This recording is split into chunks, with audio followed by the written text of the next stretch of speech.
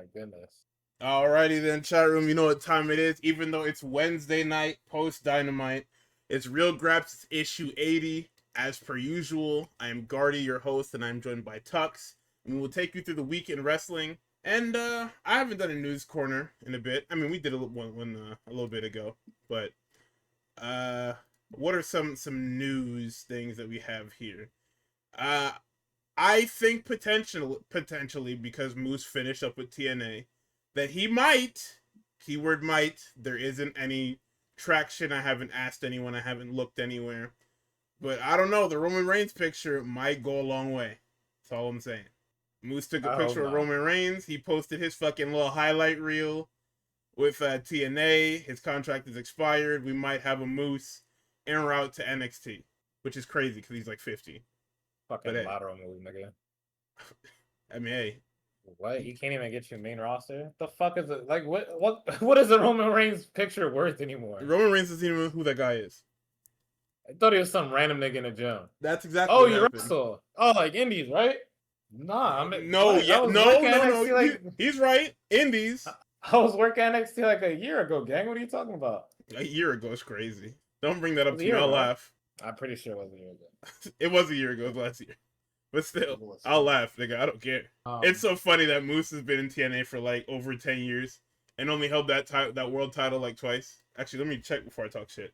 Hold on.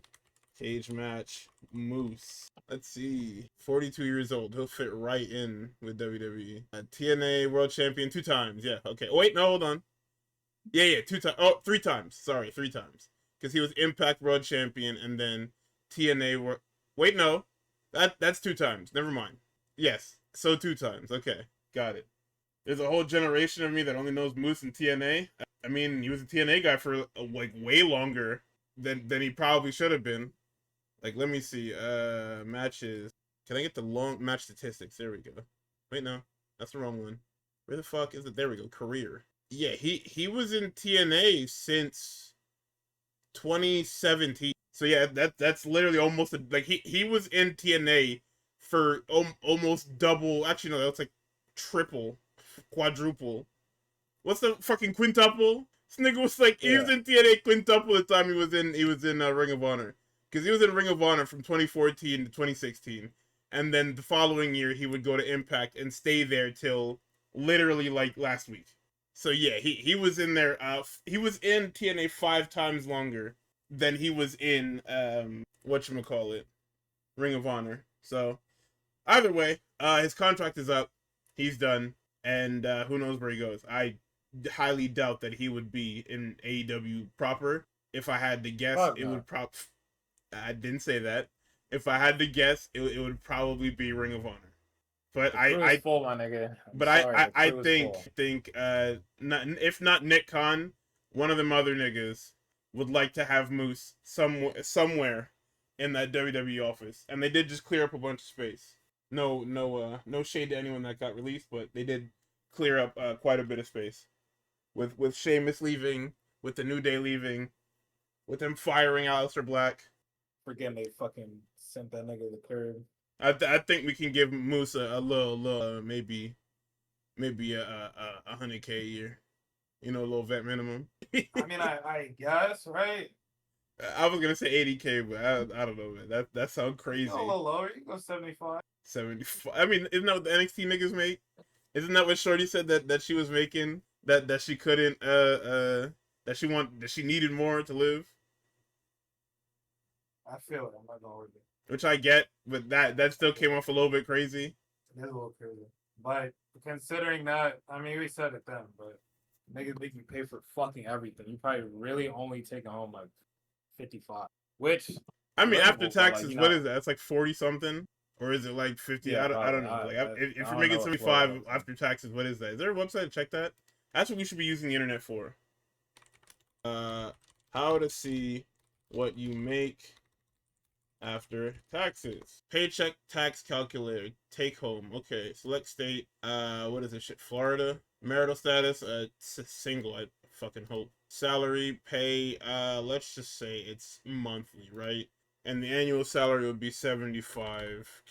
Standard deduction, I don't know what that fucking means. Let's just go, yeah, sure. What is standard deduction? Does it say? I assume that's just like regular deductions, whatever. Okay, calculate. Oh, I see what this is. All right, let's just go yearly and recalculate that. Okay, so you come home with roughly 61K after taxes per year. So 61K, which is probably, if you bring it down to the monthly, what was the monthly? The monthly was about 5K after taxes. I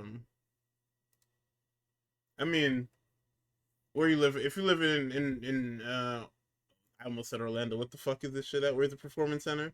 Is that Orlando? WWE Performance Center. This is. I wish they would tell me where it is. It says Orlando, Florida. Yeah. So I mean, real estate in Orlando, you could probably find you a nice apartment. Maybe that's 2K, right? I mean, I forgot. It's WWE niggas, so they'll probably be living in the fucking apartment that's 4K a month. knowing that they only make 5K. Knowing that they only make 5K a month, because that seems to be what we like doing here. Is thinking that because we're in NXT, we're making good money. Which I mean, it is better money than your average person. So especially if you're like half NIL. But yeah, I mean that's still a pretty penny. You know, you got to factor in gear. Gear is probably like 1,000, whatever it is. Groceries, depending on how you do it, it's probably another 1,000. If you're like going weekly or whatever. Going to Disney World, that's another 1,000. Oh, so. Oh, should have left that one off. Yeah, probably. Heard you. Dwayne not gonna like that. I'm saying he hear that. And man, he did that shit to himself. I'm just gonna hop over this one quickly. Michin took the TikTok to say that her and Keith Lee aren't together, and then we heard subsequent news that Keith Lee might be done with wrestling altogether. Which I mean, listen, man, he had health problems, and those health problems took him off TV for like 3 years. So, I mean, maybe the health problems didn't last that long, but I mean, for how long he's been off TV and for the direction that AEW is moving in, there's not a place for that guy, even if they were going to try and bring him back. Like, no matter how articulate Keith Lee is, no matter how good he is, that's a Callis family nigga. Like, he re-debuts as a Callis family heavy, and everybody is just mad. Like, whole house is mad. So, over in WWE land, again, I guess, Seth Rollins and the other guy are heating up. They gotta pack that up quick, man. Yeah, I watched that shit. Why did Seth just sit there and get ethered by that nigga for 2.5 minutes straight? Because you can't say anything to this guy. We said it when we were watching the shit earlier this year. There's nothing you can fucking say to this guy. They allowed nothing you're allowed to say. They allowed Punk to chew that nigga one time, and the entire internet almost collapsed in on itself.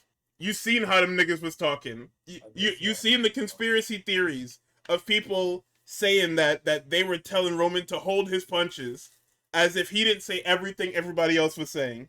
You seen what it looked like when he started boxing with them upper bracket niggas. So yeah, man, you can't he can't do much of anything, bro. Also, they did confirm that Obafemi gave his shit up, by the way. Yeah, because he said, and I quote, "Yeah, you niggas are just gonna screw me anyway, so what's the point of taking the match?" Like, bro? Like, what? I mean, but you see, this is a problem with the meta commentary, right? Because, like, yes, that's the right answer. Him saying it is the wrong answer. Look who's at the scene of the crime again, by the way. Paul Heyman evolved and we start breaking a fucking fourth wall again. I mean, that was gonna happen regardless. Look at the other guy. That's true. So I don't know, man.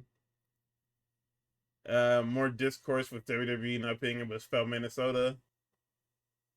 Come on, Grok. You gonna get on the fourth trap, big bro. I believe in you. CM Punk got in trouble again because he was talking to Stephanie McMahon, that is.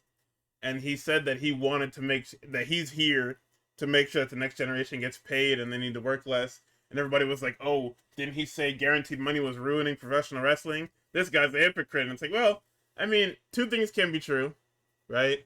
Like, you can want to make a better future for wrestlers in general in WWE, and also think that guaranteed money makes people entitled and not want to work. Yeah. Also, that quote from came about guaranteed money was like 4 years ago. It was 4 years ago. Minimum. Well, not when did he come back? 2023. That was 3 years ago. Was it? Oh shit.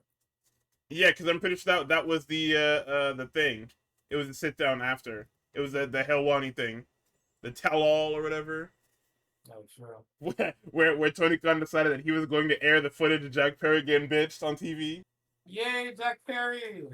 Always at the scene of the crime for me. This fucking Jack Perry individual. But yeah, man. That shit is just more like people hate punk shit. Because like I said, that it's two things can be true there. Like guaranteed money can definitely ruin people's like want or need to work or the want to get better. Because what do I need to get better from getting good money here? Or you know, just what I mean, granted, he said that shit because he was mad at them niggas, bro. That's it.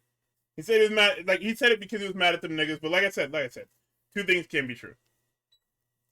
Yeah. Like that whole situation is always a two things can be true situation.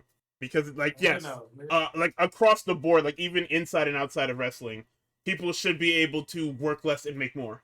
But at the same time, guaranteed money has ruined a lot of shit. Because what happens when niggas get on salary? 9 times out of 10, they start fucking around with people's shit. You get that contract, and it's once you become salary, niggas went from working. What's it? Niggas went from working 9 to 5 to working 11 to 5. Hey, gang. I hear you though. Because if I had the option, I'd do the same shit. Of course, everybody would. Because if I'm gonna get paid the same, there's no reason for overtime, and undertime doesn't even matter anyway. Especially when you niggas start fucking around. Oh yeah, give me my bread. Nah, for sure, man. Moana flopped, so the entire internet is telling you to make way for Dave. Or yeah. No, I don't. And or Dwayne. Jesus, my brain just fried. Now I'm happy for a couple reasons, right? And I know it's crazy for me to say out loud that I'm happy for it, right? I'll tell you niggas this now, all right? The moment I catch a little bit of motion, a few of these Real Graps episodes are going to disappear. I just got to figure out which one. But while we still, you know, I still level-headed, humble filmmaker from the streets, I can say whatever the fuck I want. Happy for a couple reasons, right? One, I needed these niggas to stop with these live action remakes, all right? These niggas have hit a ceiling, and they've given up. And now finally they can see what everybody's been saying, right? Because the only clip I've seen from the shit is the clip of it's literally Dwayne singing, what is it? What can I say except you're welcome? And niggas are just like, this looks worse than the animated version in every way, right? And right, everybody could be like, oh, of course, that's a foregone conclusion. Of course, it's going to look worse. This shit was made for animation in mind, so of course it's gonna look worse.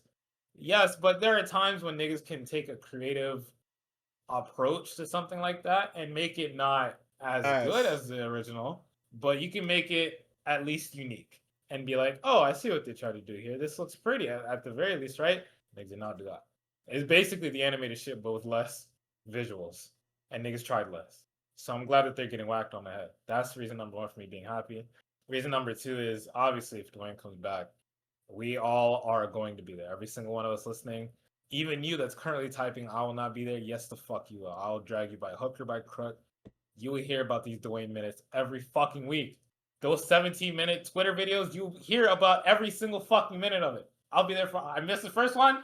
Actually, I didn't really miss the first one, but I missed it. I'm not gonna lie. That nigga was putting real fucking tape out for the streets for everybody to understand. Niggas are pioneering the game. You want me to miss that shit? Hell no. When Dwayne and Solo team up, you niggas will hear about that shit every fucking week. All right? All of it. Yo, I just said, even you that's talking about you will be there. I will drag you there. This is a sick nigga, man. And thirdly, I'm happy it's flopping a little bit. Cause I mean, I guess Lin-Manuel Miranda getting his flowers. Yo, writing music is hard, right? Okay. Obviously that's a foregone conclusion, right? Any type of creative practice is hard. I had to do that shit for a film. That shit is hard. That nigga got talent. He got it. So I didn't need him as Vulture though. Don't get it twisted. I did not need him as Vulture. Kevin Feige, I did. Done. What the fuck? That would have been awesome. No. You shitting me? No, shit. Fuck you. What? No. Fuck you know that. the Michael Jordan gift? No. No, fuck you. No. All right, that's Had our old film corner for the week. You can see the wrestling. Before we went, nigga. It all ties in with Big Dwayne coming back. I'm waiting. I can't wait. Nigga, Saudi Mania is on the horizon. He gotta come back anyway. Is that true? Yes, he has to come back anyway. I don't think that's true. It means he backed me up. What? You tapped in and back me up. He coming back anyway. That's true. Yeah, look. Yeah. There's 2 roads for Dwayne to go down right now. Right here, right now. Okay. To capture the hearts of the people, right? Tell me more. 1 is coming back to the Fed in Saudi Mania. 2, and you're really not gonna like 2. It's Stream University, right? It's one of those 2 roads. And one of those is a lot more appealing than the other. What kind of 9/11 is that? What the fuck? It's what? No, you know I'm right. What the fuck is happening? Yo, I just realized we got 4 days in G1 before the next Graps. Yeah. Nigga, they doing Saturday, Sunday, Tuesday, and Wednesday. Yeah, we already got a 9/11 out the way, so. God damn, I'm gonna be talking for fucking ever. Shooter! Oh, Shooter. Oh, yeah, that is another one. Yes, Shooter has been concussed, and he is dropped out of the G1. His points have been spread amongst the field, and because we're not pussy like that other guy in that other company, we don't just slot people into tournaments. Respect the integrity of the tournament. Even Taichi, who niggas were asking for, said, hey, we do not belittle the G1 by just adding people in there. Unlike that other company. Unlike that woke Western nonsense over there. Yeah. Unfucking believable. You don't want Jack Perry to fill in for Shooter? Alright, so I watched AAA. Wait, no, which one came first? I guess G1 came first, right? The G1 Night 1 did come first. So, I watched the G1. This was the one that was live from Chicago. This show is weird, and I say this because the first half of the show was very much just there. Like, we had Hanare and Aaron Wolf. It was an inoffensive match. They brawled. It was cool. Wolf gets a big win. We had Shingo and fucking Jake Lee. Shingo loses to fucking Jake Lee. What is happening? The Jake Lee experiment has never clicked for me. I think he's a Dragon Gate guy. Is what I remember. I never watched any of his Dragon Gate stuff. When I saw him in Noah, I didn't get what people were big on about Jake Lee, other than, oh yeah, you know, he's a guy that does moves. It always felt like people cared more about Ozawa than Jake Lee, and they still do, because I'm pretty sure Ozawa. I didn't watch the Noah show because I just didn't get a chance to. It's just been busy and work has been upsetting, and I've been playing Destiny for fucking 8 hours after work, so haven't had much time for wrestling. But I will try and keep up with Noah and everything, because like I said, if it's summer, Japan is the place to be. Like, if I didn't have to watch AEW, and honestly, I'm very close to just leaving that shit to Tux and just going off to Japan, because it would save me. Yeah. It would save me what, 4 hours a week? I wouldn't have to watch Collision and Dynamite and be mad as fuck in my chair. Instead, I could watch DDT and be mad in my chair, or anything like that. Like, what do I have this weekend? I've got the 5-star GP. I've got the damn Summer Princess 26. Obviously, I have the G1 again, because that resumes on Saturday. I've got a busy fucking week and week, just in general. Like, I'm gonna run myself fucking ragged trying to watch all this fantastic wrestling. But no, there's a lot of good stuff here. But yeah, Jake Lee beat Shingo. Like I said, I'm not really a Jake Lee guy.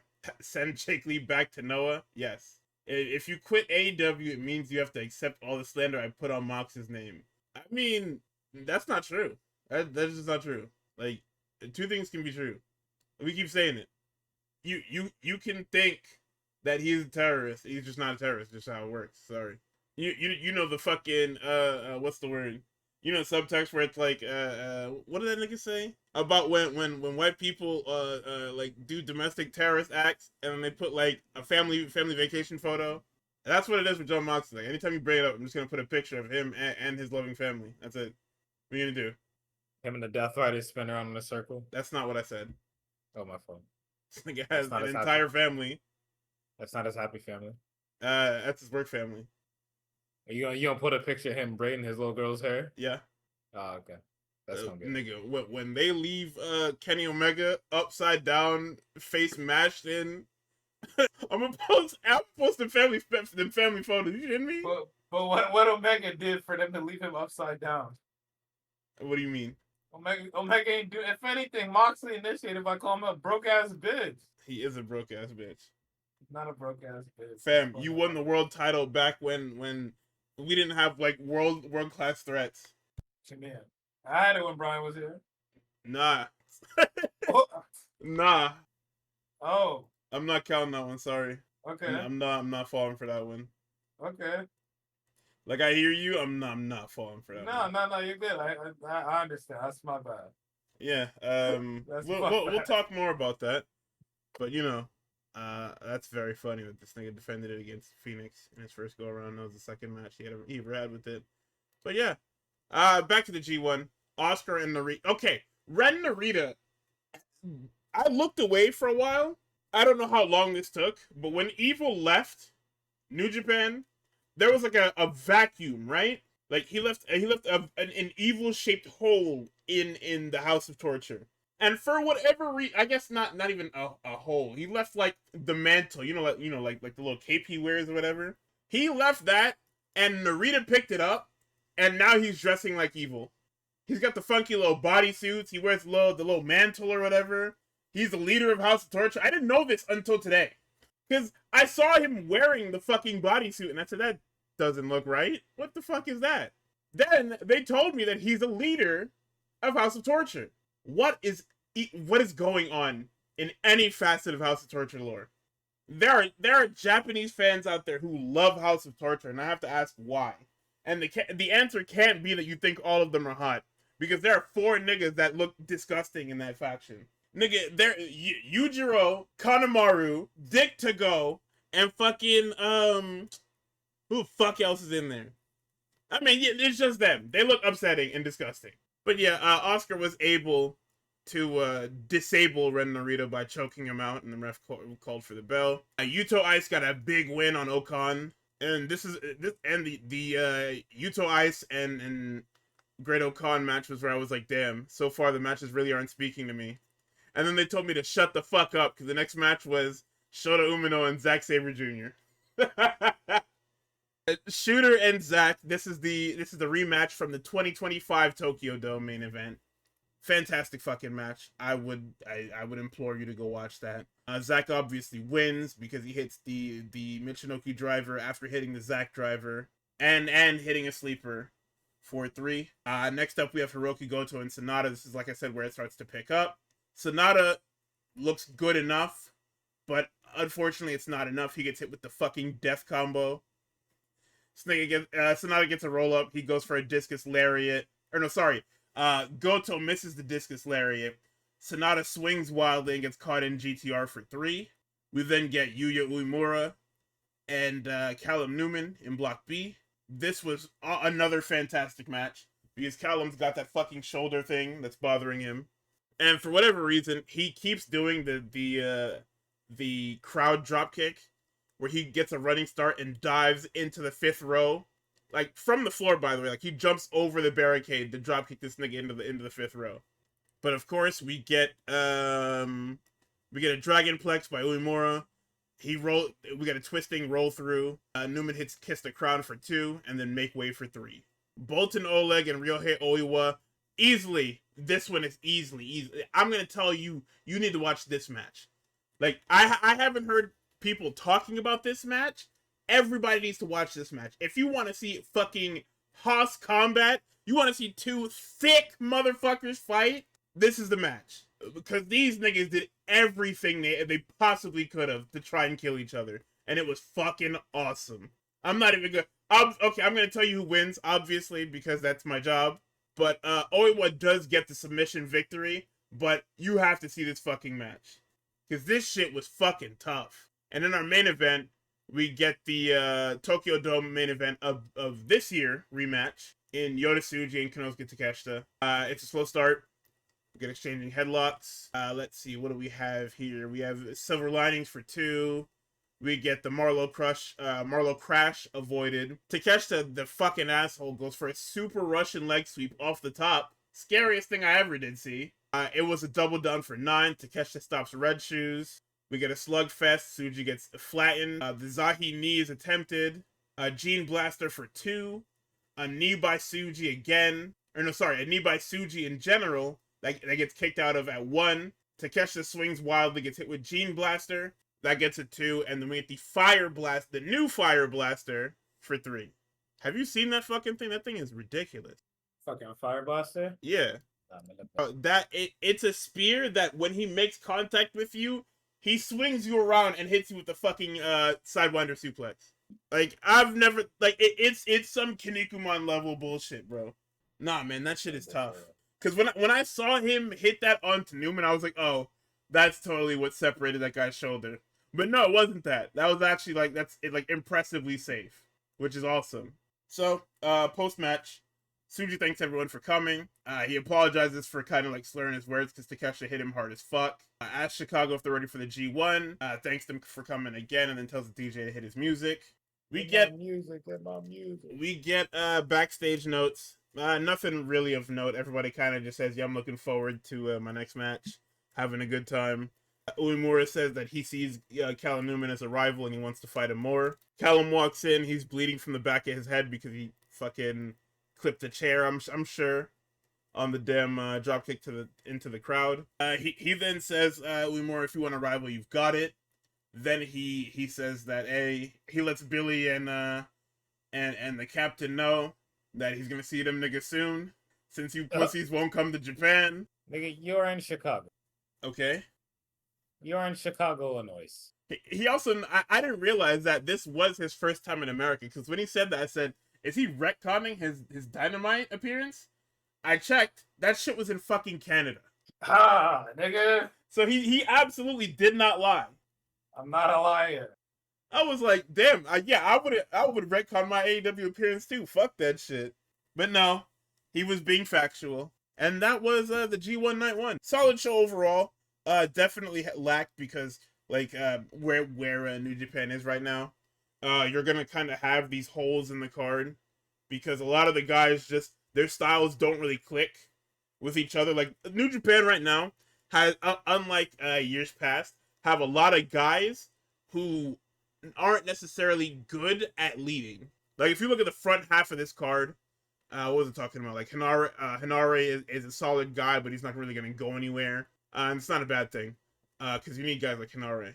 Aaron Wolf is new. Like, he's new to wrestling, not even just new to New Japan. He's new to wrestling. Shingo is a guy that he just didn't mesh well with Jake Lee. Narita is fucking poppycock and nonsense. So Oscar didn't. I mean, they had a decent match. The entire match for that one was Narita trying to, like, keep away from the Giant.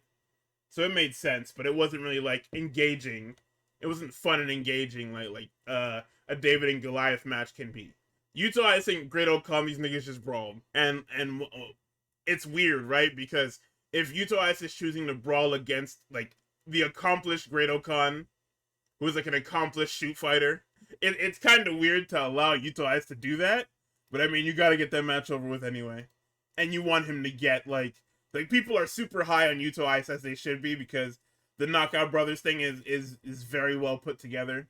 It's unique. Which, in an era of wrestling, where everybody's kind of, like, doing the same thing, you need, you need dissonance, you need a difference type deal.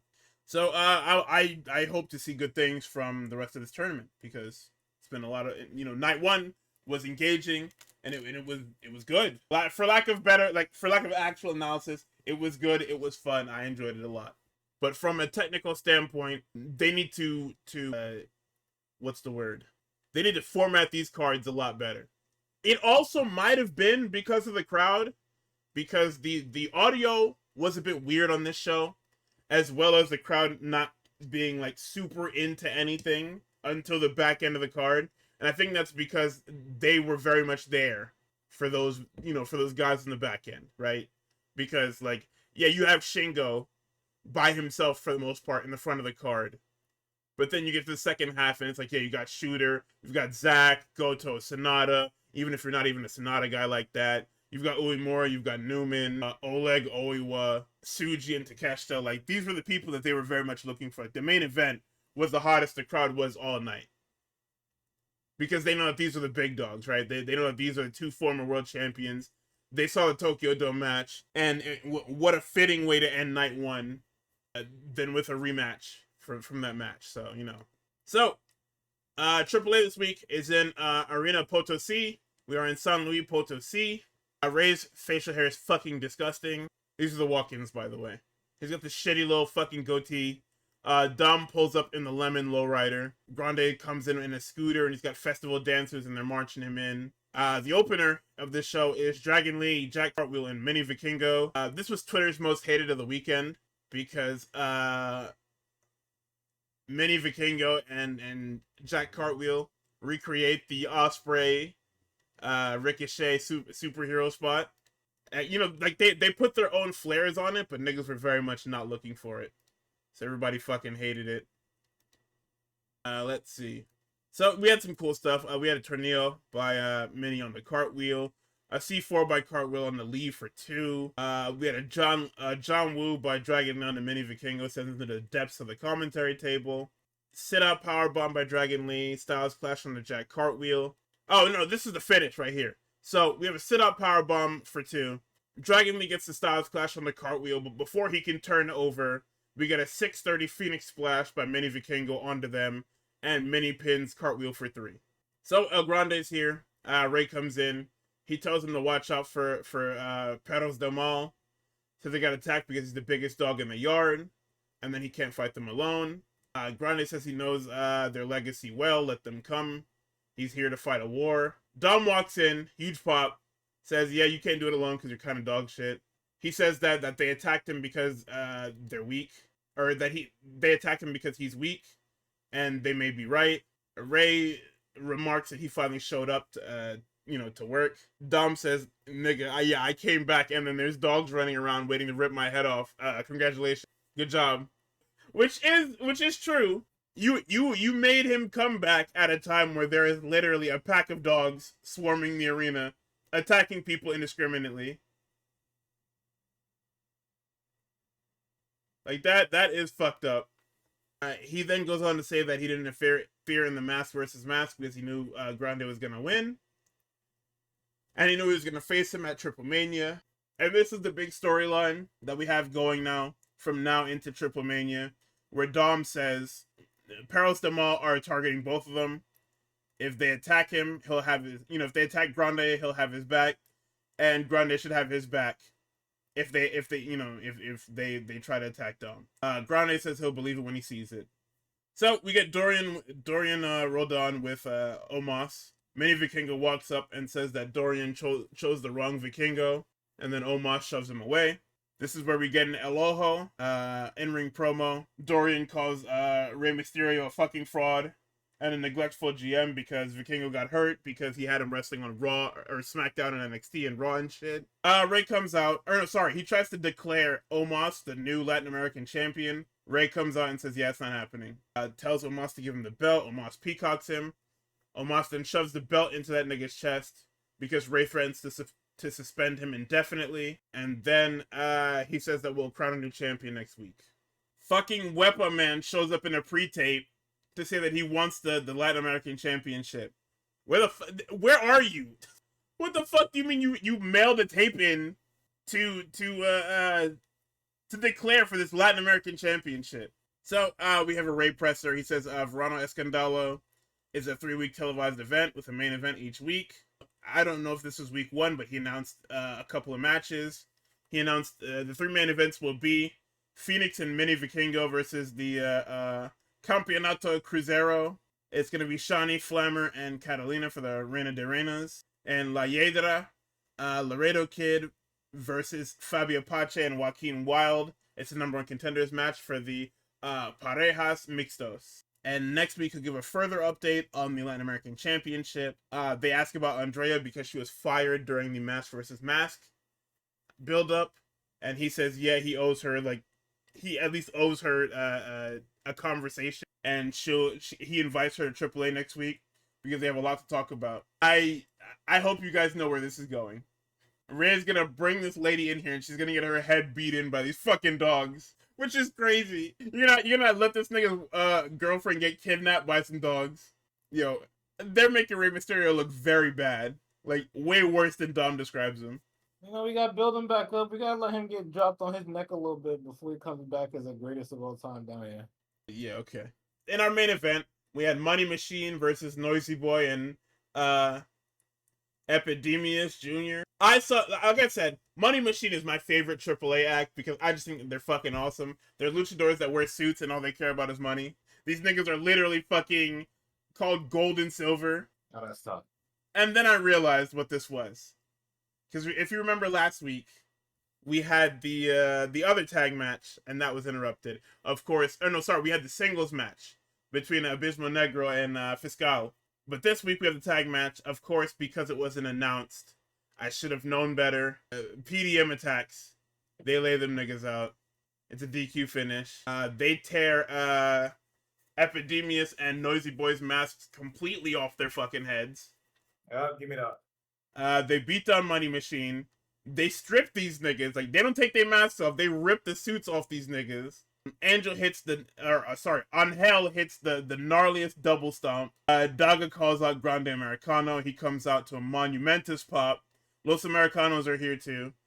They brawl with PDM. Bronco dumps these niggas on their heads. Grande tries to fight 3v1. He gets beaten down. Dom comes down with a chair, wards them niggas off. And Dom helps Grande up, and they dap up apprehensively to end the show. Now, I did see somebody say on Twitter that there is like a 99.9% chance that Dom is actually the leader and not Daga, which would make a lot more sense. So there very much is a world where we don't see Grande Americano win the Mega Championship because this guy is part of Perros del Mal, which I think is playing a dangerous fucking game.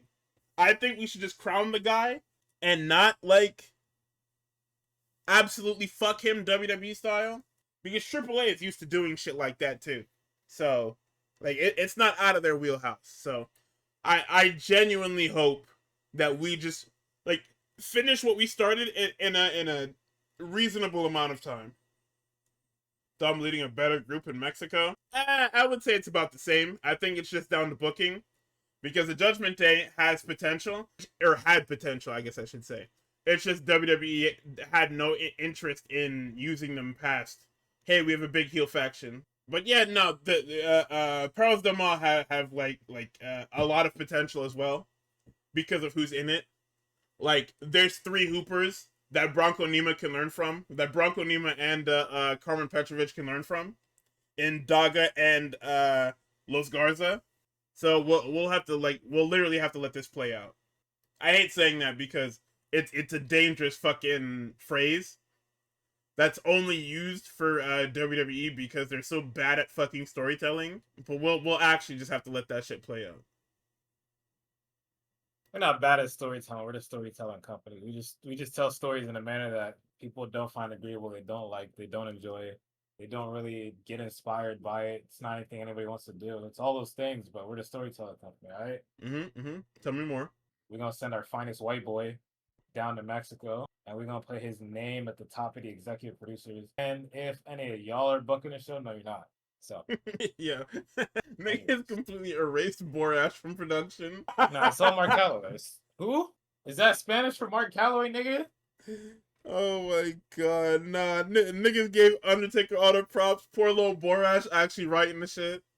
Nigga hooping his ass off. That's a very TNA thing to do. Because Borash was also a part of like all of the cool stuff in WCW 2000s and TNA for the majority of it. Like, that is fucking funny, man. Look at dog. Not yet. Like, Borash is like one of the super creative guys in wrestling. So I mean, like, they're super lucky to have him, and I wish that like he's doing a lot. He's done a lot for WWE in like the past. I'm not sure exactly what things that he's done that I can like name by name because they don't really like give you those things out. But like usually when it comes to video packages and stuff like that, he's the one that's on top of those as well. So Collision was live from Roanoke, Virginia. Yeah. So they recap Omega winning the world title. Giovanni brings up like fucking 3 times this weekend. He said what? Niggas recapped that shit like 3 times this weekend. Yeah. You know, it's the big one. Come on now. Uh, They want to burn the image of a face Kenny Omega holding that title into your retinas, because they know if you go and look back, you're gonna see the dastardly fucking blue Kenny Omega killing everybody with his fucking handlebar mustache. Somebody brought that shit up, ain't they? Somebody was like, the cleaner is back. I was like, oh. No, that wasn't the cleaner. That was something else. What, the handlebar nigga? Yeah, like that heel Omega we had in 2020 or whatever. That was not Kenny Omega.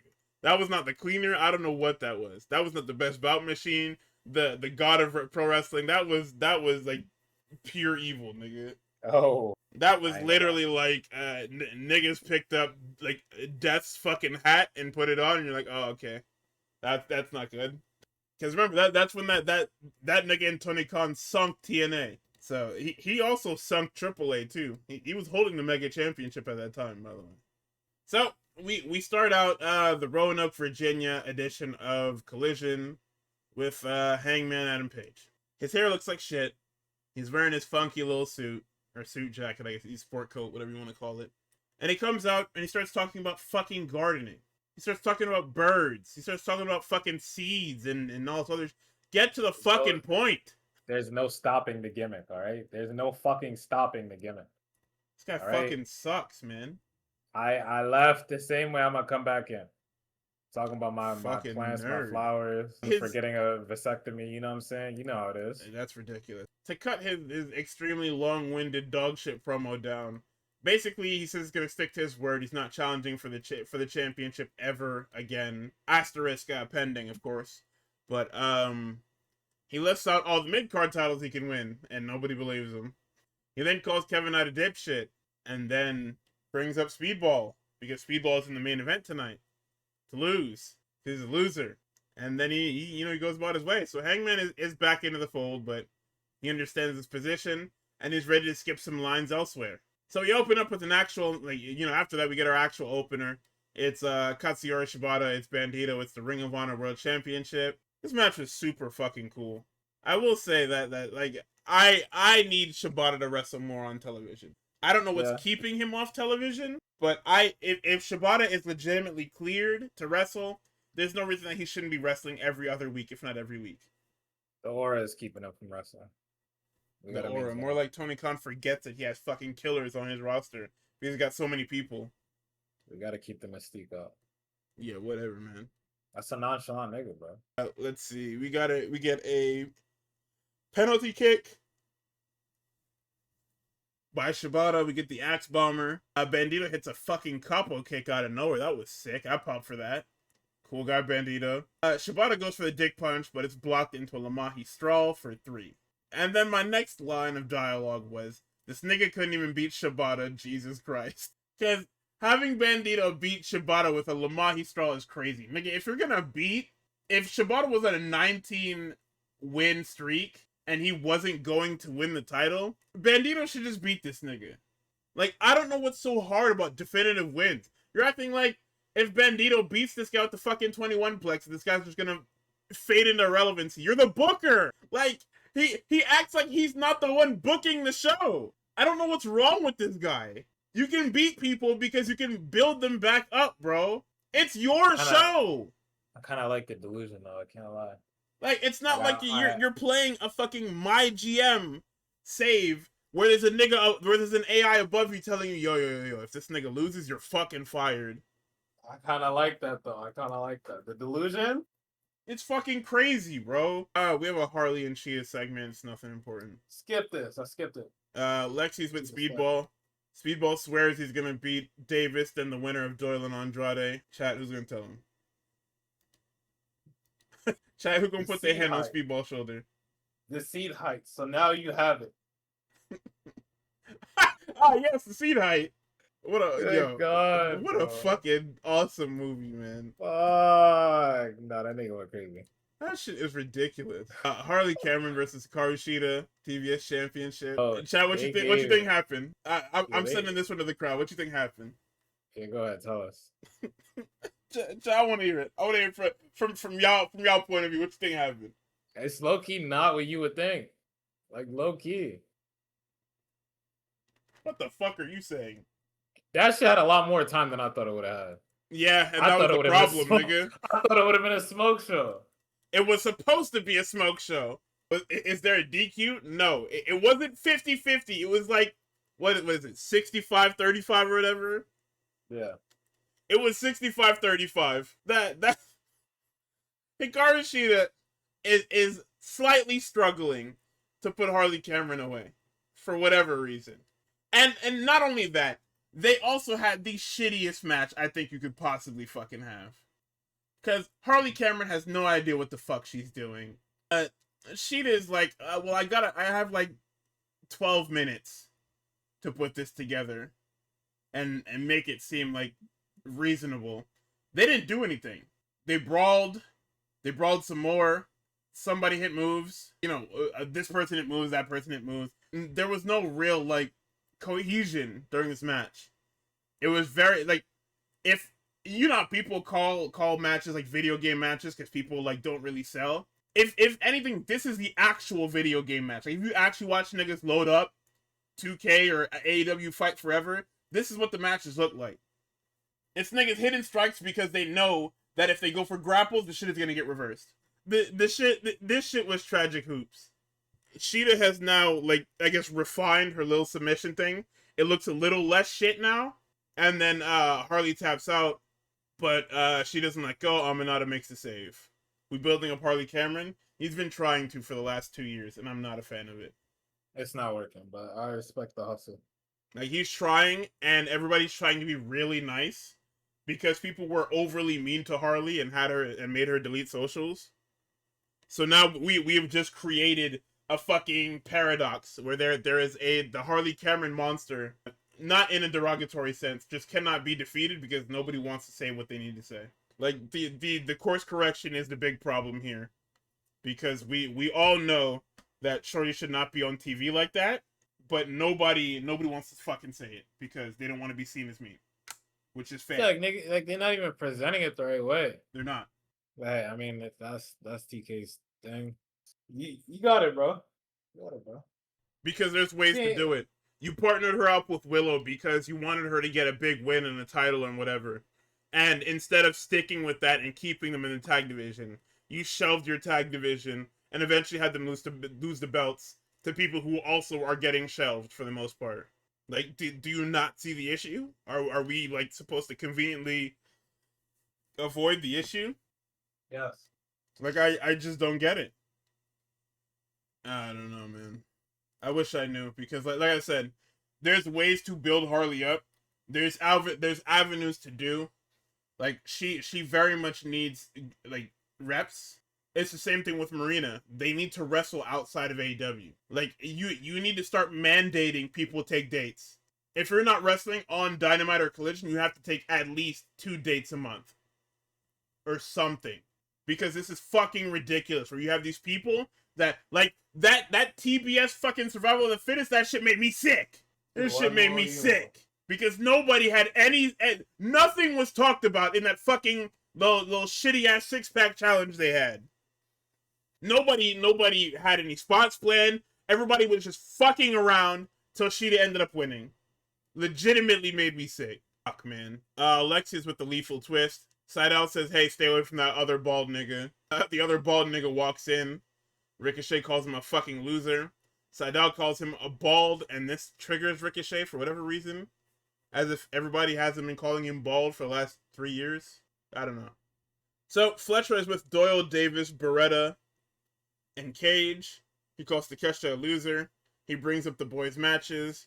Addresses the Hangman challenge from earlier in the show. And Trent says he wants Darby. But Darby isn't here, so he's a pussy. Cage gets Wentz due to Fletcher being hurt in the Rascals match. What was that, last year? Or was that earlier this year? Either way. I can't remember. That was earlier this year, I think. My sense of time is fucking fried. But yeah. So earlier this year, last year, whichever one it is. They recapped the Ballpark House show. The vibes look fucking awesome. I wish I went. I was actually gonna think about going, but then I was like, no, the logistics don't line up. If I had more PTO, I would. I absolutely would have taken a fucking Friday, Saturday off to go to Minnesota to go to that Twins game. just to see the AEW show afterwards. Let's see, the Conglomeration comes out. Orange calls the Ballpark show pretty cool. They say they're trios champions. They bring out Willow. For whatever reason, Willow has to cut her Willow Nightingale promo with the Conglomeration as a backdrop. Not sure what that's about. You know, sometimes quirky black girl just needs her emotional support. White boys, I guess, should be happening. So TK is like, go ahead, have them niggas just sit there. Roderick Strong hander at Jansport, nigga. Which is crazy. Of all people in this group, him? Like, well, I don't know why that was his one and only thing. That was crazy, nigga. Like, what? We not go fucking, what is it, the backbreaker Messiah? We not finna do that to him. That's like God in wrestler form. What are we talking about? Yeah, come on. Niggas handing out fucking book bags and shit. That's crazy. However, I gotta give CK's props. I don't know what made this nigga decide, yeah, we gonna make these niggas start cutting promos in the ring again, but we are getting bare minimum, right? We are getting women cutting promos in the ring again. Absolutely bare minimum. And then he ruined it by having Tekla put on a fucking heater of a fucking pre-tape right after, but Yo, even before that, Willow talks about losing her title. She talks about dropping out of the Owen, the road to redemption, the recovery and everything. She addresses Monet and Tekla. And then at the end of the segment, they do the high five, they do the awkward high five. Nigga, I see Roderick Strong grinning ear to... I haven't seen this nigga grin ear to ear like that in months. What? Sometimes you just what is going on over there? You just feel the aura and you're just like, my goodness. What a happy black woman. You just gotta take it all in. You know what I'm saying? You gotta take this Tekla pre-tape here.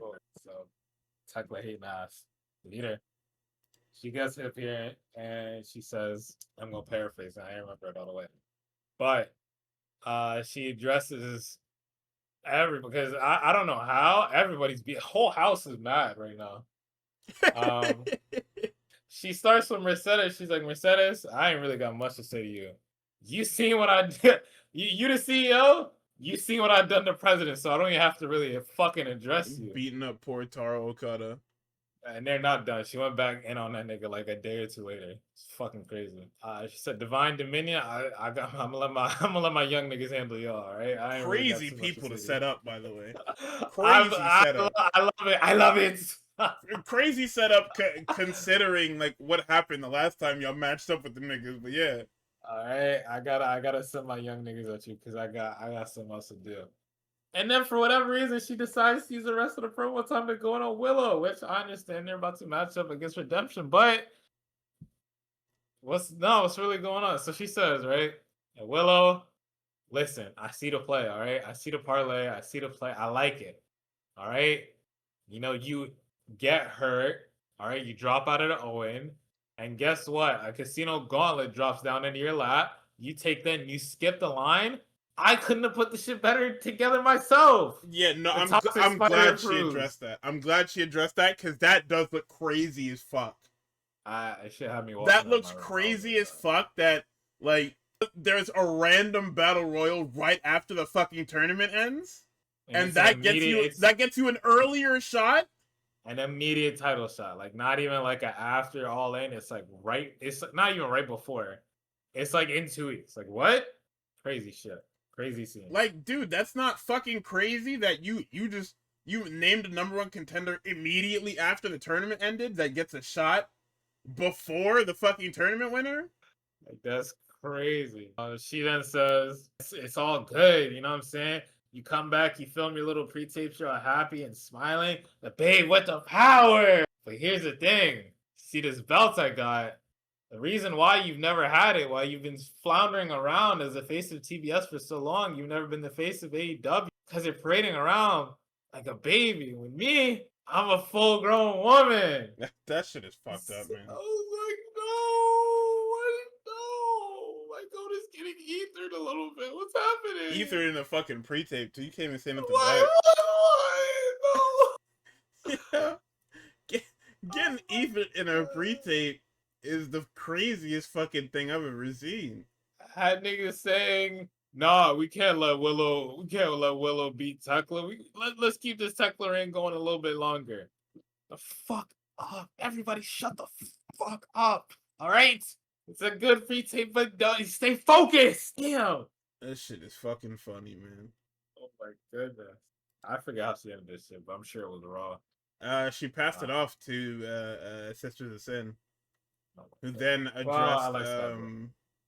Divine Dominion, and they're totally gonna get their asses ate at fucking what's the shit called? They're totally gonna get their asses ate at Redemption. They're lining it up real bad for these two to get fucking spelunked.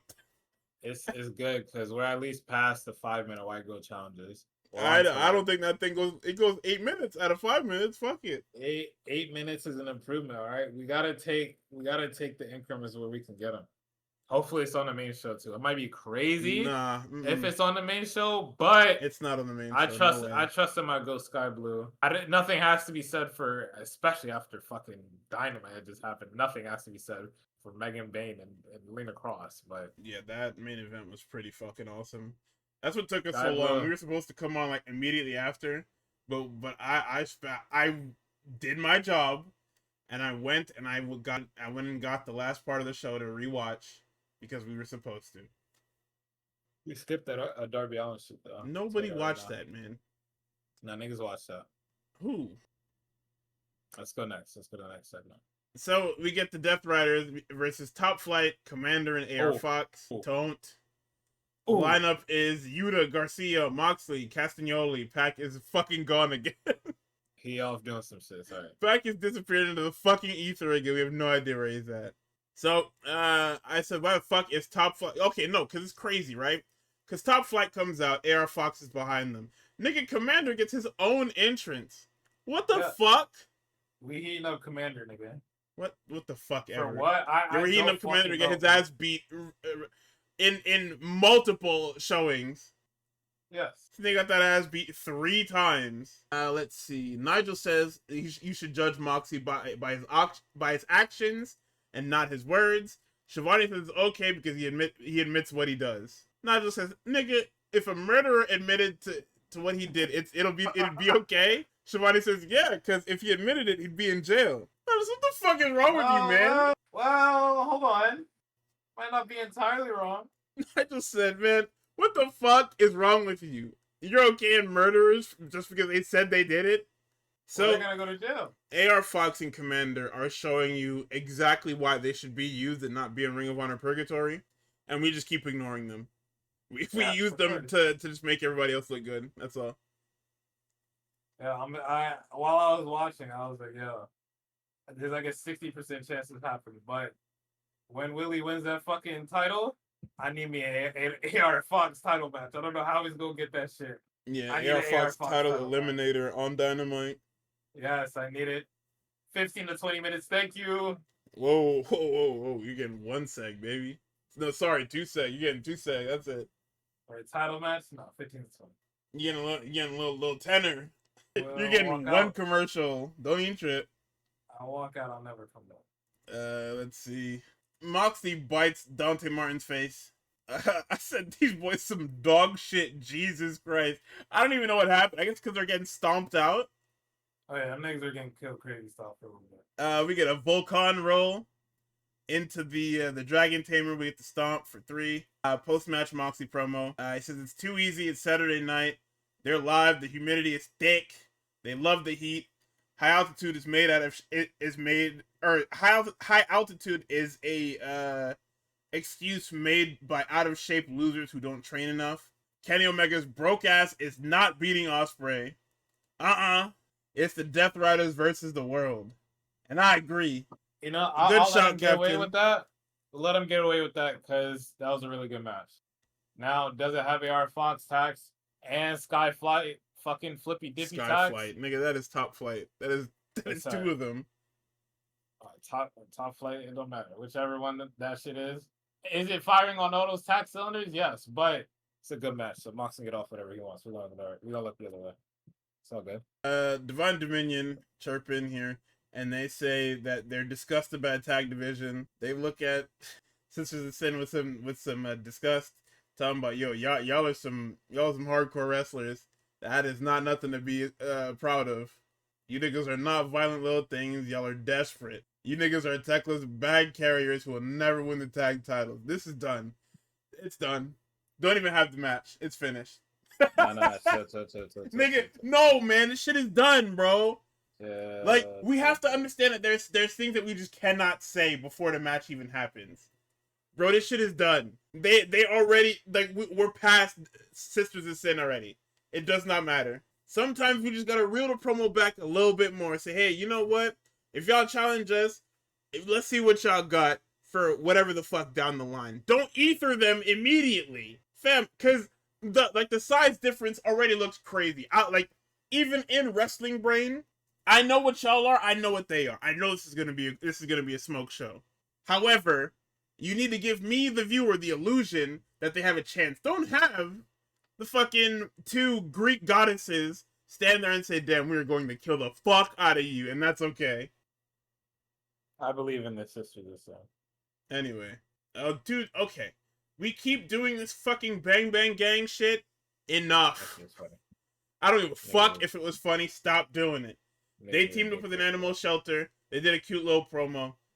Salute to the animal shelter, but this was ridiculous. Brian Cage kills Zachary Wentz. Absolutely zero happened. We got a rainbow cutter from Wentz, and then he got hit with the fucking dirtiest drill claw you ever did see for 3. Trent comes out. He called Darby out. He says, yo, referee man, raise my hand. Nigga, he swore that Darby wasn't here. Darby comes storming down to the ring. Impromptu match. There's nothing of note.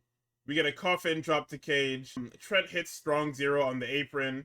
We get an avalanche code red for 2, and then a coffin drop for 3. Hey, Darby. Cage and Davis come to help and beat that nigga's ass. Speedball wards them off, and we're going into the main event. This is where we get the Willow response promo. She then, her big idea is to have a big trios match on Wednesday. It'll be her, Hayan, and Maya World versus Monet and Divine Dominion. Andrade is on a boat with a white woman. And then in our main event, we have Speedball, Mike Bailey, and Mark Davis for the national championship. Yeah, you go, Theo. Only month 23 of that get back. You go, Theo. Watch, stop it. Stop it now. I told you, if I was him, I'm sending that good morning text. How you know? I'm telling you that shit not delivering. You listen. It's not gonna turn green. It's not gonna. Okay, but that's the thing. It doesn't turn green, but you don't get it delivered underneath. That's the game. It's gonna say delivered. It's gonna say seen, and that's all. I don't even need the response. I just need to see seen. No, because if it's seen, that's too far. That's too far. Y'all might as well be back. Oh no! That's not what that means. That's basically what that means. If it's seen, that just means that you know and I know what it is. Come on now. Exactly, which means you're back together. No. Delivered is. We can hope for delivered. All right. The decision has to be made, and the decision hasn't been made. So, like I said, I would have sent that good morning text. Okay, go. Yeah, you go with that white girl, Theo. Look. How you know? Look at this nigga. This nigga is something else, bro. Listen, I want him to move forward with this completely healthy relationship that's totally healthy for him. You know, definitely not a get back 25 months later. I'm sure. You know what I'm saying? Completely new person. No, I'm not a new person. Probably thinking yourself. I know I fucked up. I need you back. No get back. Right? Why not? You can't even explain it. Next segment, everybody. That's crazy. Speedball and Mark Davis was a fucking comer. This was the match of the weekend for a lot of people because Speedball got everybody believing that he was a winner, and he was in fact a fucking loser. Yo, that nigga was hooping as always, trying his hardest. Fletcher is giddy on commentary because he's watching his tag team partner fry Mike Bailey. Fletcher, much like Moxley, is not a terrorist on commentary and actually adds things to the match. He says that Callis family has all the gold. Gold is what we do it for. If you're not doing it for gold, what the fuck are you even doing here? It's what Moxley said. Come on now. Let's see. We have the Oklahoma Stampede. They say that Davis trains with bears in the woods. Take that how you will. Davis gets super kicked on the table. Fletcher sounds like when Vince used to do his little fucking angry voice on commentary. Then Davis hits the pile driver on the table. Fletcher is cheering and jumping around in the background. We get a second pile driver in the ring.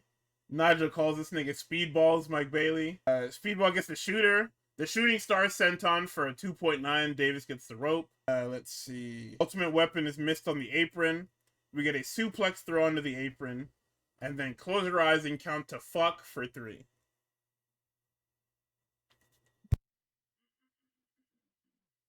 This is an absolutely fantastic match. Niggas hooped. But Nigga had me believe I already knew the fucking result. Right? Like, what? Speedball is a loser yet again. Yo. Also, Kyle on commentary, me died. I'm not gonna lie, that nigga was. Nah, that yo, shit was what was super it? good. Fucking. There was a segment where what was it? I think it was Nigel was just like, yo, can we confirm the rumors are true? Was Mark Davis out there fighting drop bears in the Outback? Kyle was like, yo, Nigel, I'm gonna keep it 100 with you.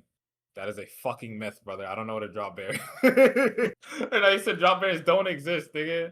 But nah, that nigga was hooping the entire night on commentary. Kyle was fucking killing it. You know what I'm saying? Put that nigga on commentary more. Nah, nigga was yapping his ass off, but nah, completely in character the whole time. Elevated the fucking match, 100%. So, and that was Collision. So of course we go to tonight's Dynamite, live from Boston, Massachusetts. We get a beach break recap. We get a Death Riders cold open, I guess you could say. Garcia's just yelling into the fucking camera as Ospreay's hitting the bags. Moxie says, "All right, enough grab ass. It's game time." He sends the boys out to get killed by the geriatrics. And then he talks to Ospreay. He tells him the hard work is done. You win the tournament. Your neck is strong. The next steps are the critical ones. People make things so complicated. You make it to the finish line. Your heart's racing. You hesitate. You've earned this. He tells them that he'll have to make hard decisions in his life, but this one isn't. It's simple. When you get your shot, don't hesitate. You pull the trigger no matter who the target is. And I told you guys what's happening. Mox getting his head blown smooth off, nigga. This is literally setting up the Frankenstein's monster. Or in this case, Frankenstein's Moxley. Good God. Good fucking God. Let's see. In the opener, Death Riders versus Cage and Copeland. Dude, this is the most boring fucking opener I've ever seen in my fucking life. Enough with these old niggas having this fucking title, bro. Give the shit up. Skipping that. We're skipping that. Give the shit up, bro. Oh my god. Yuta uncovers this fucking turnbuckle. Garcia gets dick kicked by Christian. Yuta gets hit with this stupid ass fucking elevated spear for 3. The Dogs and Claudio kill these niggas post-match. Bang Bang Gang ward them off. Jay White takes the shillelagh from Finlay. Christian sees him with the shillelagh and tries to peacock him. And Edge is like, nah, bro, it's cool, it's cool. He's cool, bro. There's a recap of Aminata making a save on Collision. Shida versus Aminata for the title is announced for Collision. Free loss for Aminata. Andrade video package, more white women. He's with Renee. Andrade has stolen MJF's Dynamite Diamond Ring. It's his equalizer. Renee asks where the fuck he got it. And she says, maybe you got it from Will Ospreay. He says, hey, how you know? And we move on. Renee's with the conglomeration. The Demand pop up and they want the trios titles. Roddy gets into it with Leona. But the conglomeration are attacked by the Lethal Twist. So Ricochet also hints on adding the Lethal Twist into the Demand. So the Demand is very close to having 6 people in it in a night. Hold on. Rico got a little bit of motion. Yeah, he's adding more bald niggas to his fucking faction. Andrade versus Jake Doyle. This was cool. This was a pretty cool TV match. I can't complain. Jake Doyle's awesome. Andrade's awesome. We get the Rana to the floor. We get a Bossman Slam reversed into the Crucifix for 2. We get the Faint Elbow. I'm not calling it Dia de los Muertos. It's stupid. And we get the Message for 3. So Andrade now gets Mark Davis for the National Championship at Redemption. And yes, Memesy, this is the first time since the title was introduced that the National Championship is on pay-per-view. I'm pretty sure. I'm like 97% sure. That shit don't. I mean, it probably debuted on PPV, but it did. That shit don't matter. That's when Ricochet won it. That shit don't matter.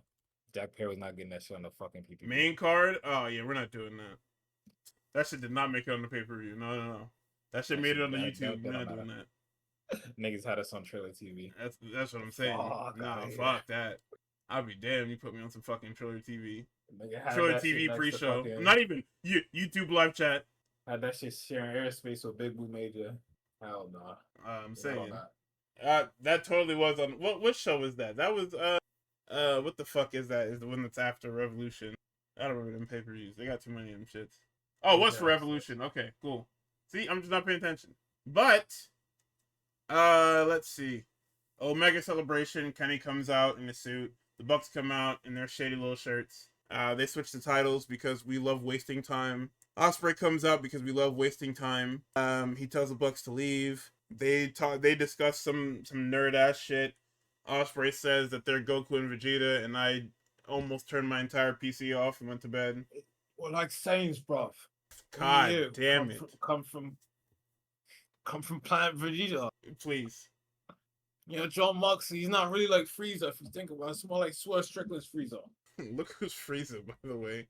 Jesus Christ. Yeah, because these are things you're not supposed to say out loud. Like, how many times do we have to keep telling you niggas not to do this shit? It's AO's fault, too. Like, stop trying to pop us with this stupid ass shit, man. And memes, he posted that beam struggle shit, and Ospreay was like, hey, you know what, bro? Alright. You know what, bruv, into the worst idea you ever did here. Many such cases with roadmen involved. Get the fuck out of here. The Jet comes out. He demands a title shot. Kenny says no. He says, hey man, I know you're not actually evil. Cut it the fuck out. He attacks Omega. The Callis family come out. Hechicero's back on TV. But it's okay because Moxley and Castagnoli come out to ward the boys off. And Kenny is wary as fuck because everybody in this ring hates him. Not even in the ring. Everybody in like within like 30 feet of Kenny Omega hates him in some way, shape, or form. He was nervous as fuck. I know he was. That nigga did call MJF Max of Jacob Friedman like 7 times. I don't know what his problem is. He does that. Like it's like one of his promo styles where he finds something to call you that doesn't make a lick of fucking sense, and that just becomes what he calls you for the rest of time. Theater nigga final boss, bro. Not getting more theater nigga than that. Say it right now. Can he secretly Nigeria? I hope not. Hey, this shit is fucking crazy. Kenny secretly Nigerian? Cool. Yes, absolutely. Oh my goodness. You seen the way he cut promos? For whatever reason, what do we have planned for Jack Perry that you keep putting him on my fucking TV? What was in that contract, bro? Okada, get ready. No. I need Jack Perry's contract uploaded to archive. I need to see what's in this fucking 700-page Jack Perry contract that he's on my TV every week. Okada, we're going 35, baby. Get ready. Look who's going 35 with fucking Okada. Jack Perry. What was in that contract? Because I need to know. Brodito kill Nick Camarado and Aaron Solo. We cut to the back. Renee's with Fletcher and Callis. Brodito bump into the frame. Then Bandito gives his wanted poster to Kyle Fletcher. He's like, yo, what the fuck? This goes right into Fletcher and Commander for the International Championship. Oh, look, guys, another Commander amazing showing before he gets his head blown smooth off of his shoulders. That's the protostar, nigga. You just gotta understand. The way it looked, Commander was wrestling circles around this nigga. And Fletcher just had to eat that. A little bit. Only the ball number's not up. We had the... Fletcher gets triangle runnered by Commander into the table. This literally tears his abdomen open, and we get a turnaround. I should say turnaround jumper, but turnaround springboard 450 for 2. We get a feint by Commander into a 619 and a springboard destroyer for 2. The Lawn Darters escape. The Tornado DDT is blocked, and Fletcher hits a flash brainbuster for 3. Yeah, that Michinoku driver too, and the brainbuster actually cleansed me. I got cleansed of everything. Yeah, because he planted this nigga into the damn mat. Holy fuck, that was beautiful.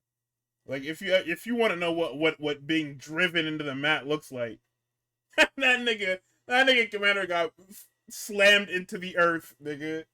Beautiful scenes. Fletcher, you've done it again. Fletcher's tearing at the mask post-match. Takeshita reappears, lays him out, poses with the international title. Okada comes in, hits the Rainmaker. Okada and Fletcher hold the belt and stare off. Bandito sprints down to the ring, hits a double drop kick. and Brodito posed with Takeshita. Or no, sorry. Brody King takes out Fletcher and Okada as Bandito poses with the International Championship. Renee is with Kenny. She says, so what's going on with Kevin Knight and Omega? It's happening or what? I'm pretty sure it's happening. He says, yeah, it's happening. Darby walks up and says, hey, Kevin Knight is a lost cause. He's not just going to turn back because you keep telling him he's a good person. This nigga has changed. Says he's going to fight Kevin Knight for the TNT title next week. And then he walks off. And then the fucking air changes. It gets nice and tense and stale. And who slithers into the frame but the captain, Jon Moxley. He walks up and he says, people can't, even no matter how much people try, they can't change who they are. And he strolls off into the night. You know what that's code for? Do you know what that's code for? I am going to fucking kill you, nigga. You don't know what that's code for. The reason why Moxley said that is because when Kenny became evil to win that title, he did it to Moxley. Oh, he's slamming him. Oh shit. That's what he's referencing. Because they've all been evil. Like the whole point is that they're not perfect men. The idea of this storyline here is that Kenny has always been tried to portray himself as like not a beacon of, like, he acknowledges the fucking like gray area and what he was fucking doing there, but he also tries to make it seem like he's past that when he very much isn't. Which is why Moxley, like, if you notice when they were in the locker room and both guys were icing and Moxley walked in, he kept bringing it up again, where he's just like, hey, you're saying that I'm a bad guy, but you held 3 companies hostage at once. I didn't do that. I didn't go fucking siege TNA and AAA and shit while also being AEW World Champion. I stayed here. Like, dude, you keep talking a lot of shit for a nigga that is like, that's way more evil than me. So yeah, man, the triangle of these 3 is awesome because they're literally just all evil. Like, Kenny has his gray area. Ospreay has the Commonwealth Kingpin. Moxley has, now basically he's got the Death Rider. Like, these are not good people.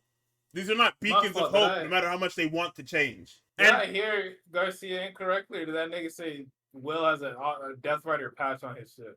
Yeah, he does. You didn't see it last week? Okay. Nah, I didn't see it last week. Yeah, Moxley gave it to him, and then in the tag match, he has it on his trunks. Okay. Or his tights. Evil. But yeah, no, the thing is that, I know people are going to say it's the opposite, but Moxley has come to terms with being evil. The other 2 haven't. That's the problem. Like, the darkness, everybody's saying that this shit, it's not anime or whatever, but the darkness in the hearts of men, one of them has confronted it and owns it, and the rest of them are liars. Kenny knows it exists and is trying to fight it actively. Ospreay's acting like it never happened to him. Ospreay swears, like, he knows too, but he's acting like it never happened to him. Like, his crowning achievement was in almost ending Kenny's career with the fucking Tiger Driver that he sealed away till he brought it out to use against Swerve, by the way. A move that he swore when he came to AEW he would never use again. But evil and all that. Remember, chat, Moxley is the voice of reason here. Like, everybody's going to say that he's manipulating things to put the cards in his favor. No. There are some truly evil niggas amongst us, and he's just pointing that out. So just remember that in the next couple of months when you see what you see.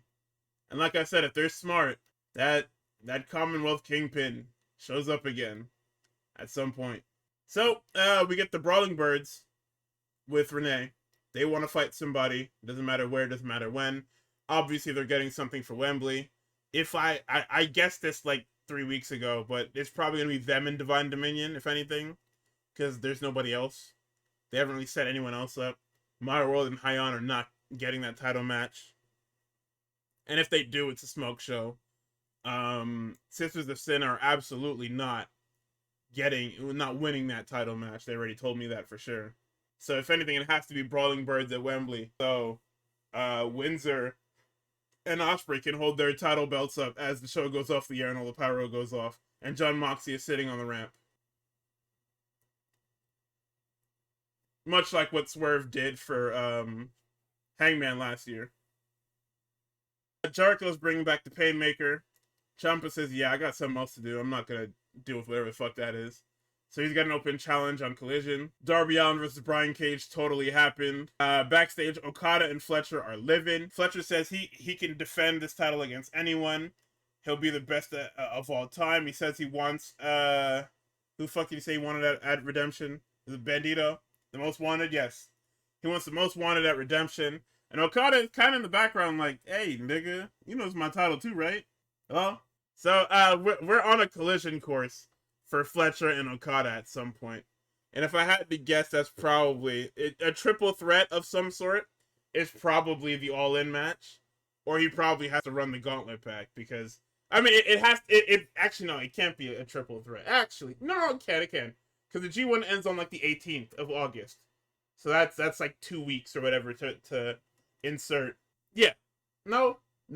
That's a week. A week and a half to insert Takeshita into a triple threat for y'all in. But we'll see. So, in our main event, we've got Mercedes Moné, Divine Dominion versus Hayan, My World, and Willow Nightingale. 9/11 for me, they announced fucking Nick Wayne as Jack Perry's open challenge opponent for Collision. And they're like, yeah, you know, fresh off of Japan. Mind you, the Super Juniors has been over for fucking 2 months. So what the fuck do you mean fresh off Japan, nigga? Let that nigga get some time off, doggy. 2 months is crazy. Let's see, we get the dives on Divine Dominion. We get the neck breaker, Russian leg sweep combo by Hayan World onto Moné. Taz says that Hayan's brother is Hayaf, and everybody corpses and starts giggling and laughing. Popped bigly for that. I was like, what the fuck? We should turn this shit off after that. Fuck that. After what, Hayal? Yeah, absolutely. Yeah, niggas were clearly bullshitting, but amazing power spots though. Like everybody was they were given the absolute fucking death spot on the show because everybody was ready to fucking go home. Not sure what, like I know what you tried to disguise it as. Oh well, I'm giving the women a main event because, you know, we're in Boston for Mercedes Moné. Nigga, you gave them like 2 minutes of TV time. Yeah. Like the rest of that is overrun, which isn't real. Like that poor TBS screaming and crying. Like I don't know why we didn't just put this at the top of the hour and then have Omega be the main event.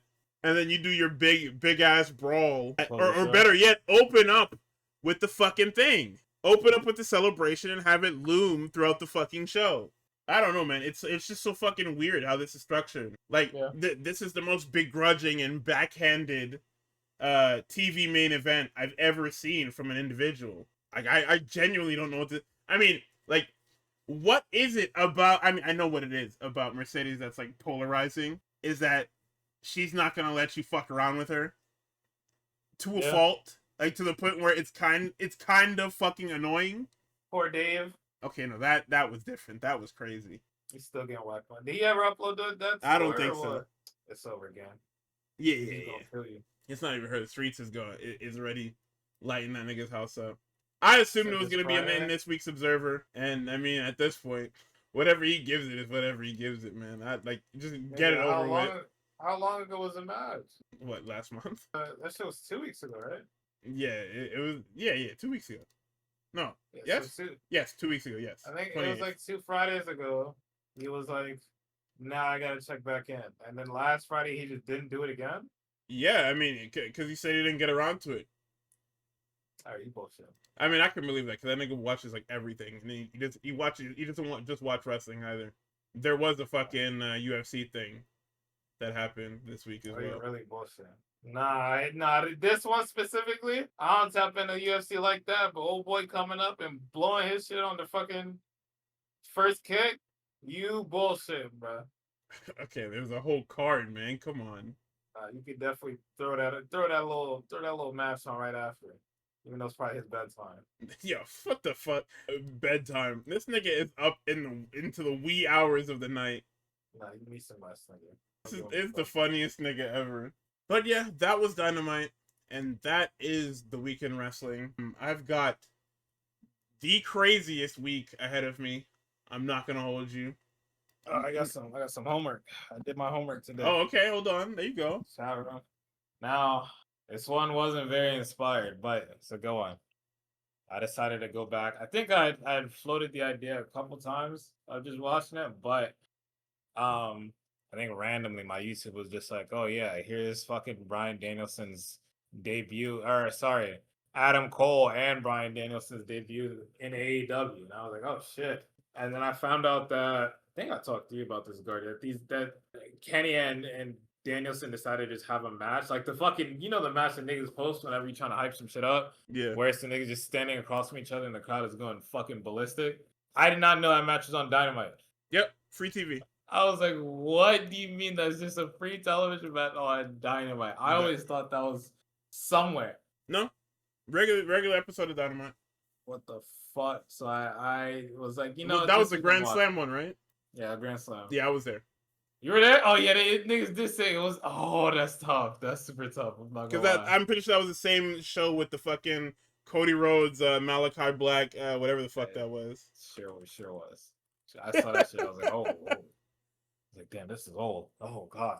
What was the nigga said? Britt Baker and somebody else in the main event. I was like, what? Oh, what's going on? But nah, I mean, the clip, the meme clip is deserved because fuck, bro. The entrances, bro, like that being Danielson's first match in the United States in however fucking long.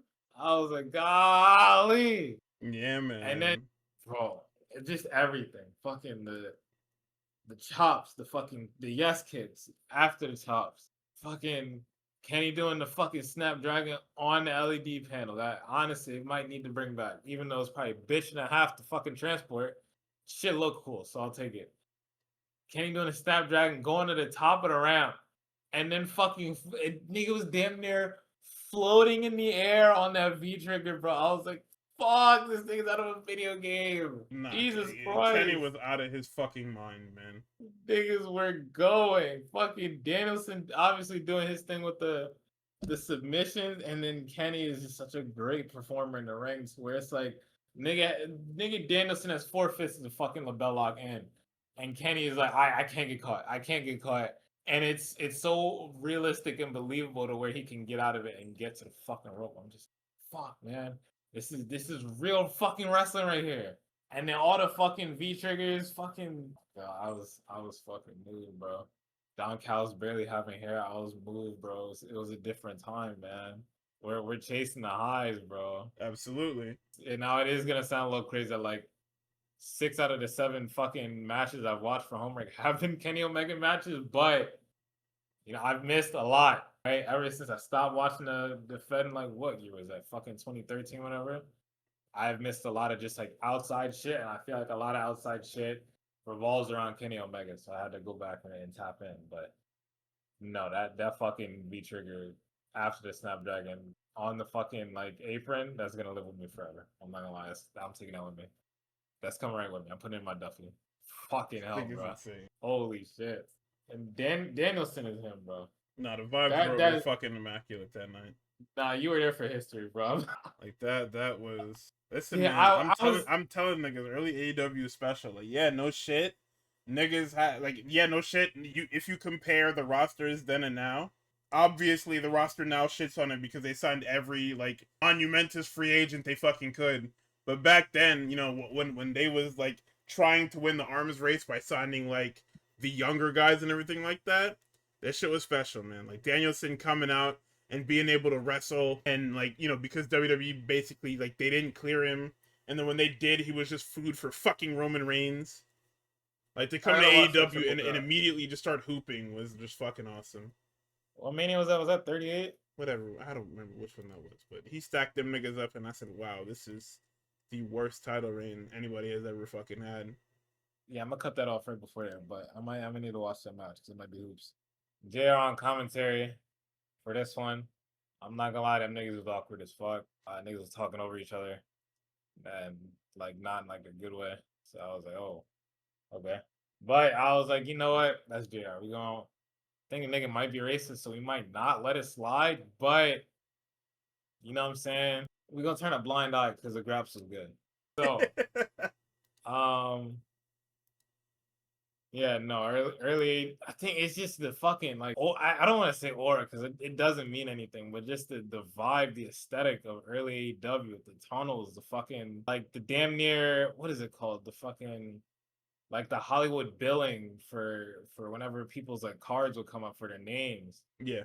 All of that shit. The It was fucking very much in a company trying to find its niche. even that It stupid felt fucking new because year 3 and all that. Like it, this was right yeah. before, or this was the year before, or I guess a couple months before the return.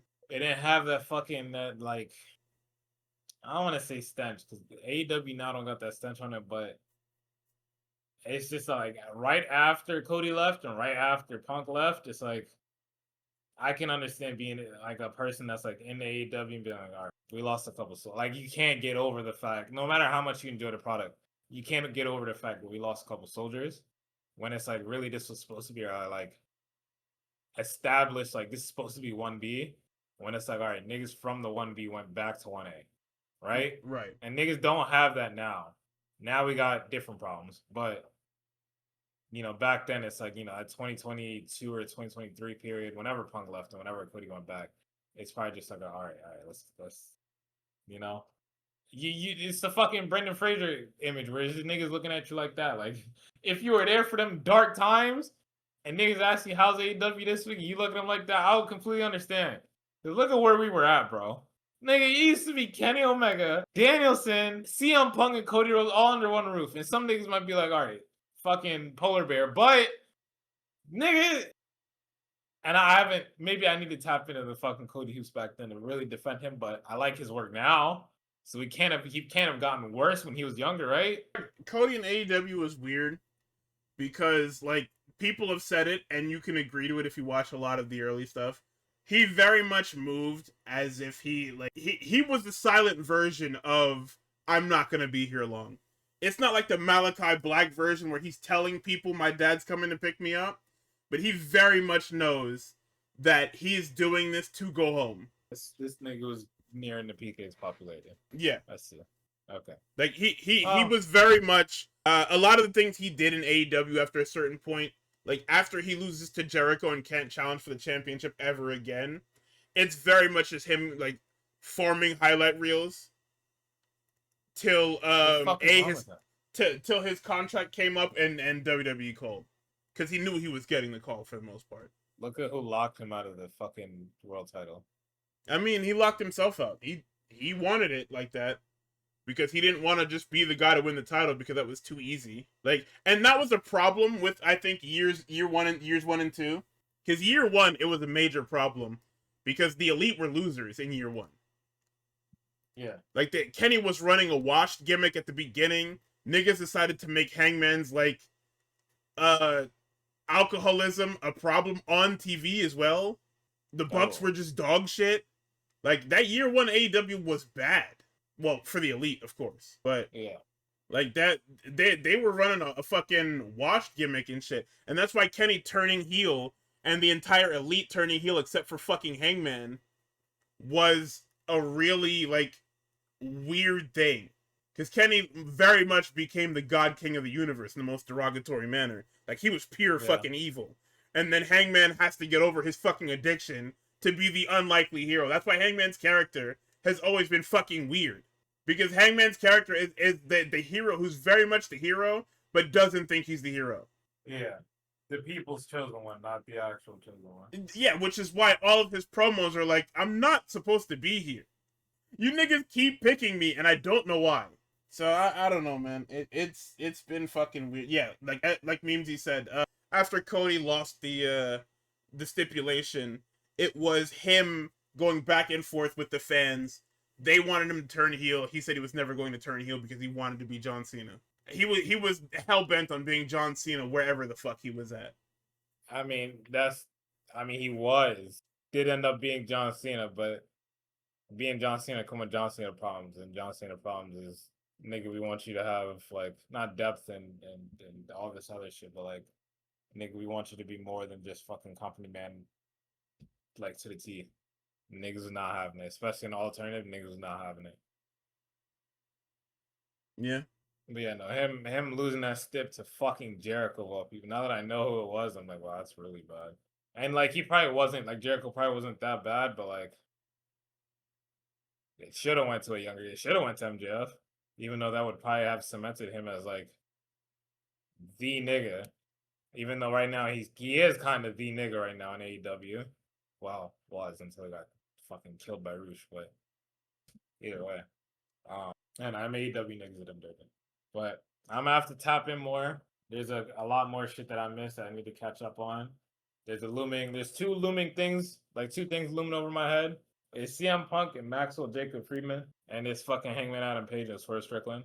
I'm probably gonna push that Swerve Hangman shit because I feel like if I go and I watch it now and I remember where they were at like 4 months ago, I'm gonna get really pissed off. 5 months ago. 5 months ago, I'm gonna get really pissed off, so I'll probably just go fucking Punk MJF because I think that broke containment when that shit was happening, and I caught like glimpses of it, but like not really like too much of it, so it'll be new to me. Yeah, that fucking Will You Be My Valentine? Oh my goodness. He's so fucking good, man. He died the day you learned from undesirable to undeniable for the fucking Jericho feud. We're gonna ignore that. We're actually gonna revise history and use it for any other feud he had. Yeah. And there's nothing Jericho can do about it. I'm sorry. Well, I'm not sorry, actually. Shit is fucking ridiculous. You're taking up TV minutes. You and them other old niggas taking up TV minutes. But you know what? That's enough Graps for this week. We will be back next week. I will have covered every fucking night 1 possible, night 2, whatever the fuck. I've got nights 2, 3, 4, and 5, I think, of the G1 before next week. I've got fucking Summer Princess 26.